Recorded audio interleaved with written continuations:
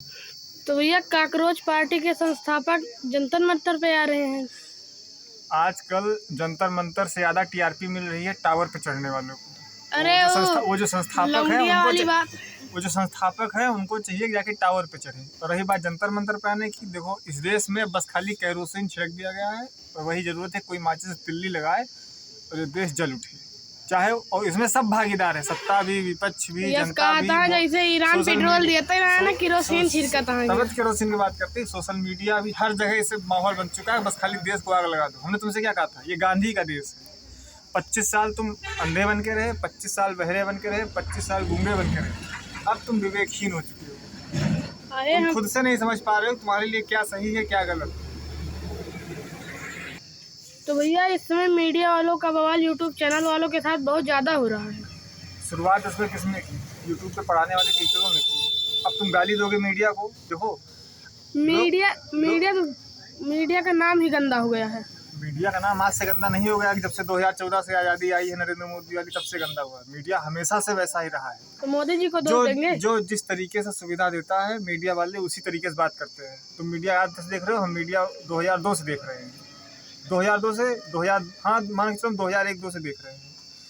YouTube के एक teacher ने, सुनो मीडिया के ऊपर क्या हुआ बताएं हम। शुरुआत सुनो। यूट्यूब पे पढ़ाने वाले या सोशल मीडिया पढ़ाने वाले एक टीचर ने पहले मीडिया पे उंगली उठाई, फिर मीडिया वालों ने जो यूट्यूब पे शिक्षा माफिया चल रहे हैं, कोचिंग माफिया, इन पे उंगली उठाई। टीचर का नाम मैं बता दूं? इन्होंने इनको गाली दी, अब ये इनको गाली दिए, वो उनको गाली दिए। वही है, ये इनके ऊपर कीचड़ उछाल रहे हैं, वो इनके ऊपर कीचड़ उछाल रहे हैं। गंदगी फैल रही है और कुछ नहीं। और हमाम में नंगे सब हैं, चाहे मीडिया वाले हो चाहे कोचिंग माफिया हो। इन कोचिंग माफिया वालों ने आज देश का भविष्य बर्बाद कर दिया है। इसलिए नहीं कि हम गलत हैं, हम गलत बोल, इसलिए सबको वही सपना दिखाया गया है और आजकल वही ज़ॉम्बी तैयार कर दिया जिस तरह से हो। बस तुम आज देख रहे हो पटना की सड़कों पे कितने छात्र आंदोलन कर रहे हैं। कल तक लड़ाई चल रही थी मीडिया वर्सेज यूट्यूब के शिक्षक, और आज लड़ाई चल रही है शिक्षकों में। खान सर के समर्थक उनसे गाली दे रहे हैं और उनकी कोचिंग वाले उनको गाली दे रहे हैं। क्या करोगे बताओ? देश बहुत बुरी जगह आ चुका है। इसके जिम्मेदार सिर्फ ना एक आदमी है, इसके जिम्मेदार सब वो लोग हैं जो जवाब नहीं मांगते, ना खुद से, ना सरकार से, ना सत्ता से। तो मुख्यमंत्री जी से आप जवाब मांगेंगे? अरे यार मुख्यमंत्री से क्या जवाब मांगो? 9 महीना बचा है, 4 महीने बाद आचार संहिता लग जाएगी, उसके बाद चुनाव होगा। कुर्सी रही कि ना रही भगवान जाने। आचार संहिता में तो जावे जी यार। लोग यहाँ प्रधान से जवाब नहीं मांग पाते हैं, तुम मुख्यमंत्री कैसे जवाब मांगोगे? 27 में चुनाव की बात कर रहे हैं आप किसके समर्थक हैं?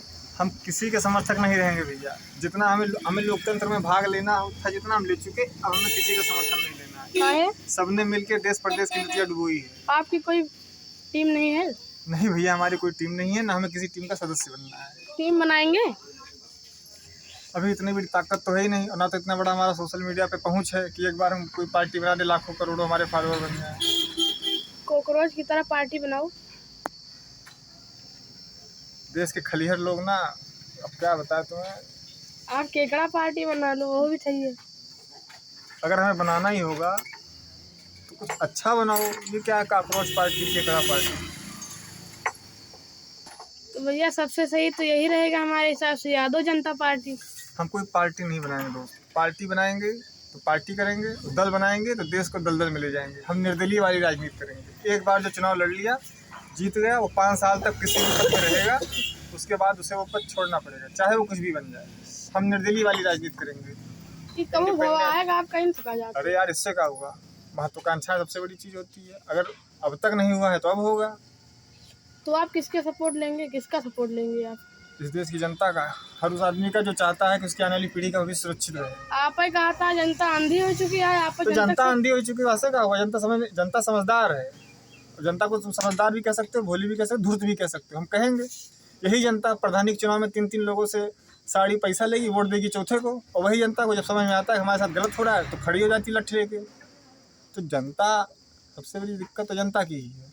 जनता को सोचना चाहिए ना कि उसके भविष्य के लिए, उसकी आने वाली पीढ़ी के लिए क्या सही है।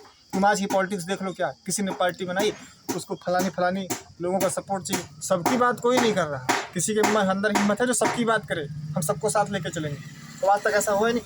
डेमोक्रेसी का साफ सिद्धांत है कि तुम सबको साथ लेके चलो ही मत। तोड़ तोड़ के ले चलो, 5 साल तुम मजा करो, 5 साल तुम मजा करो। अपने भारत में नई डेमोक्रेसी नहीं बनाई जा सकती क्या? डेमोक्रेसी बनाना वाली बात नहीं होती है, समझे। डेमोक्रेसी नहीं बनाया जाता है एक ऐसा गठजोड़ या एक ऐसी सुविधा जिससे लोगों को सहूलियत मिले। अब अमेरिका वाले की देन पे जियता है भारत वाले। तो अमेरिका की दिखाई राह पे तो सब चल रहे हैं, और जो अमेरिका की दिखाई राह पे नहीं चल रहा उसका अलग अपना क्षेत्र है। तो भैया नेता लोग जो है बड़ी बड़ी अपनी बात करते हैं कि मैंने यह कर दिया वो कर दिया, या इसमें 50% भी सही रहता है? 100% सही रहता है, लेकिन कोई एक नेता खुद से कुछ नहीं करता है। जितने भी नेता आए हैं, जितने भी आएंगे, सब उन्हीं की नींव पे करेंगे, शुरुआत से लेके आज तक।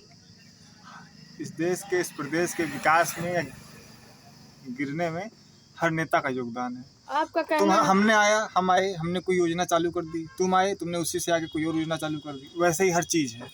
आपका कहना है, पिछली वीडियो में आपने बोला था कि मायावती जी ने सबसे ज़्यादा काम किया, कैसे इसे कह सकते हैं आप?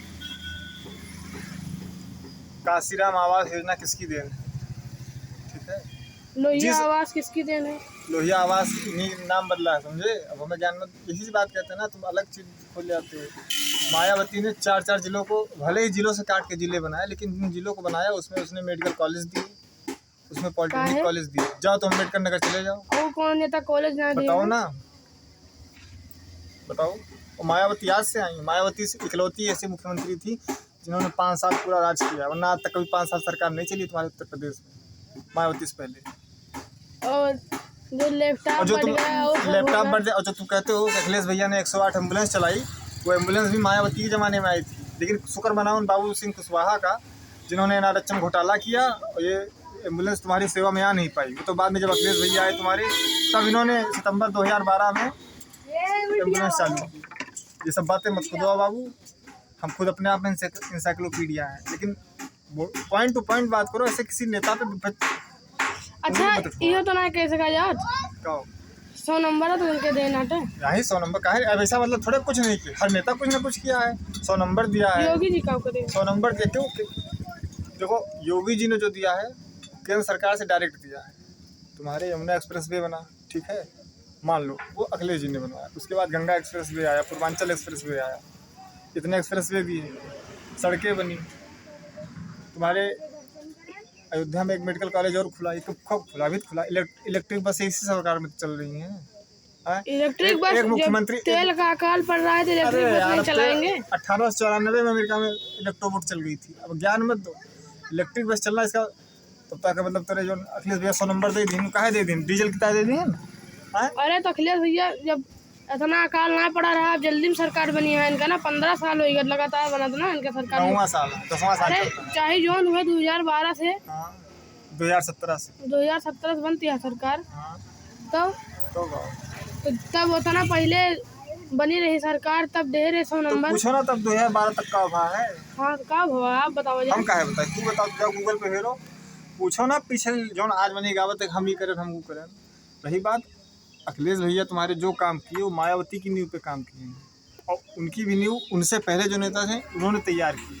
तो मायावती नहीं होती देश नहीं होता, फिर आपका कहना है? वो तो कहो तुम मुलायम नहीं होते तो अखिलेश नहीं होते, ये कहोगे? इसका मतलब तुम बवाल करना चाहते हो, हमारे मुँह से कुछ ऐसा निकलवाना चाहते हो जिससे तुम्हारा हाइप मिले, हम वही जाते हैं। हम सुनो बाबू, यहाँ कोई भी अपने घर से नहीं दिया है, चाहे मोदी हो, चाहे योगी हो, चाहे तुम्हारे अखिलेश हो, चाहे हमारी मायावती हो, चाहे कोई भी, सब मिला यहीं से मिला, सब दिया यहीं से दिया। अब रही बात ज़बरदस्ती बतियाने वाली, तो ज़बरदस्ती बतियाओ, बात अलग है। ज़बरदस्ती नहीं भैया, जो बात सही है वो सही है। ऐसे आप कहा था ये बात तो कोनो आप जो बोला गलत बोला क्या गलत बोला कि चलो ठीक है। एम्बुलेंस चली तो 100 नंबर चली, कौन रोड पे चली? वही रोड पर चली जो प्रधानमंत्री ग्रामीण आवास प्रधानमंत्री ग्राम सड़क योजना चलत रही। तो प्रधानमंत्री ग्राम सड़क योजना खिलाई सी हमने तुमसे क्या कहा? इस देश के विकास में या गिरावट में हर नेता का योगदान है। सरकारी लैटरिन बनती है वो सब, सरकारी लैटरिन तो कैसे बनती है वो अलग बात है, ठीक है। सरकारी लैटरिन में कोनो भी चीज नहीं तो जोन कहा चाहता हम सब समझत है। आवासीय तो आप योगी जी के पक्ष लिया चाहता हम क्यों पक्ष नहीं? जब तू क्यों देखो, जब तू क्यों पक्ष लेके खड़ा हुआ तब क्यों पक्ष ना लेते? हम क्यों पक्ष ना लेवे ना क्यों पक्ष लेवे, लेकिन तो हमारे सामने क्यों जबरदस्ती बते वो तब गलत बात है। कहावा का ना है क्या कहावा कि यस तो फिर हो सकता है जो ग्राउंड सड़क योजना है यो। तो वही क्या कि तो खुद जाओ कि ये करे रहे तो वहाँ से पहले जाओ कि अब जैसे आजकल कहा जाता है 2014 से इतनी महंगाई आई, इतनी महंगाई आई कब ना है जो ने रेट मत 2004 मत पेट्रोल तो रहना वही रेट मर जाता है, महंगाई महंगाई चिल्लाता है बात ये बात तो कहा ना, ये बात जाओ 4 महीने हमने कह दिया जो महंगाई पीड़ित है। महंगाई एक मानसिक बीमारी है। तो अपने वजह से करता है, अपने वजह से झेलता है सब।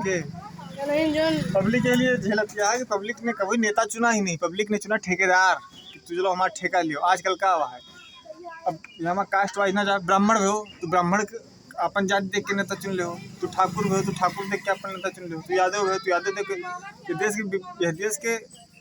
देश के इतनी बुरी हालत की जिम्मेदार यही है कि आदमी की लागत है कि हमारे जात के नेता हमारा उद्धार कर सकते है।